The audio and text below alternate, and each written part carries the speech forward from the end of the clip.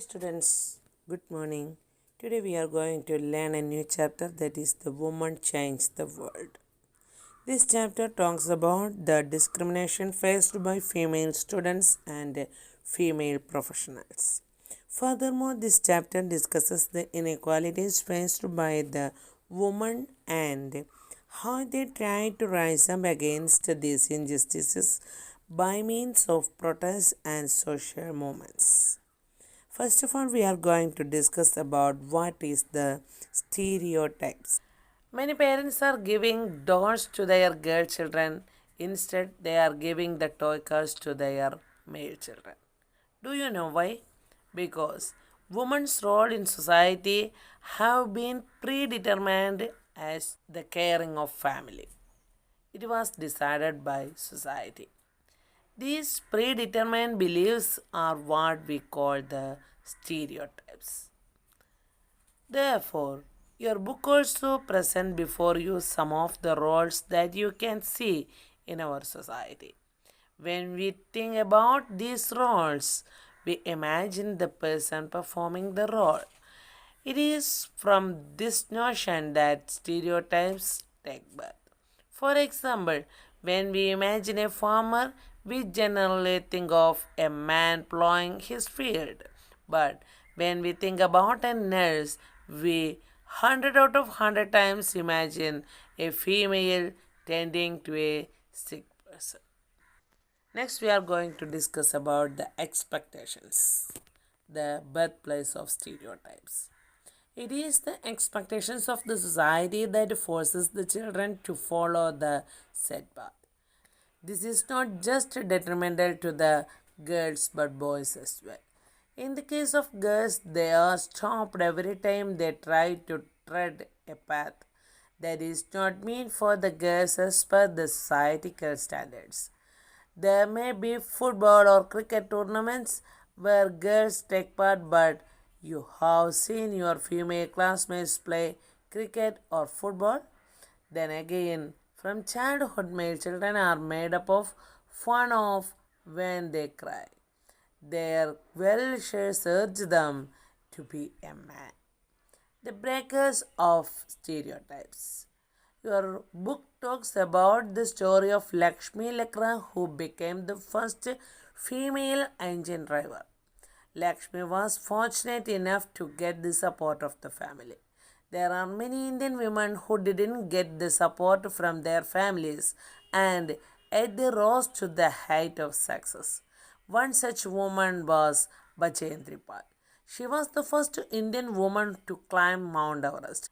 When Bachendri Pal decided to become a professional mountaineer, her daily members were not too happy about her decision and tried to stop her from realizing her dreams. But Pal pressed on and soon she became the first woman to reach the summit of Mount Everest. Bachendri Pal's success was not just in becoming the first woman to achieve such a feat. At a time when the society always wanted to segregate the females from their male counterparts in any activity, Pal was part of the first mixed gender mountaineering team. Women and education. In the olden days, a girl child was not allowed to learn the alphabets.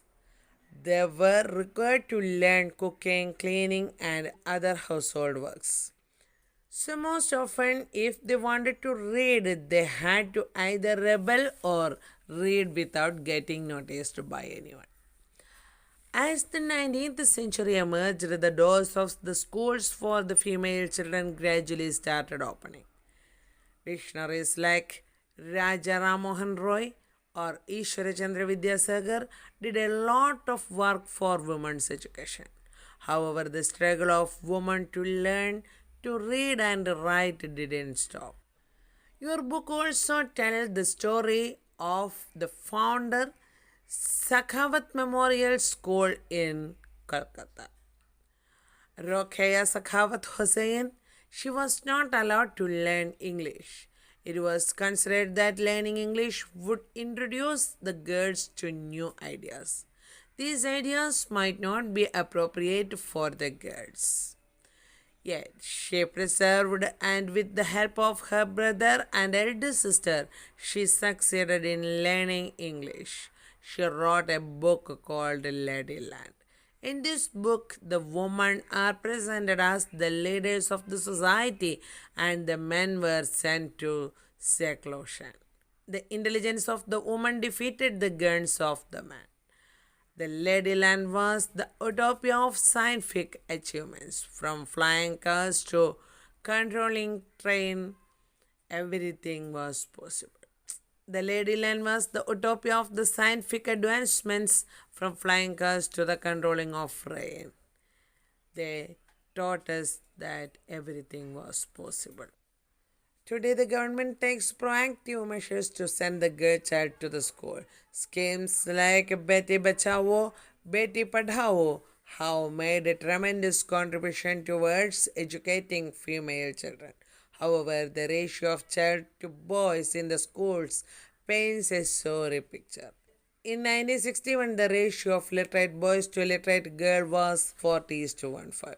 But in 2011, that ratio became 82 is to 6:4. Women supporting women. Women have come a long way from the dark ages of the past. Women today protest, revolt, take part in the women's movement to put forth the idea that it is also the birthright of women to be educated. They also protest against the crimes that are committed against the woman, like the female infanticide, workplace sexual harassment, etc.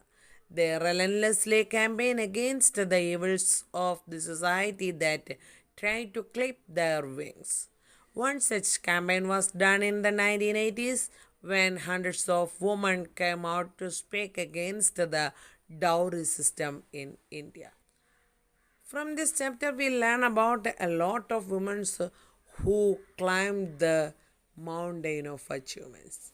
Bajendri Pal became the first woman to climb the Mount Everest. Arati Saha became the first Indian or Asian woman to cross the English Channel. Carolina Zorabji became the first female advocate of India. Justice M. Fatima Bibi became the first Supreme Court judge. Kalpana Chawla was the first Indian female astronaut. There are many firsts. The challenge is to make sure that the list keeps going. Now our chapter is over. I hope all of you understood the main points of this chapter. Thank you. Thanks for all. Bye. Take care.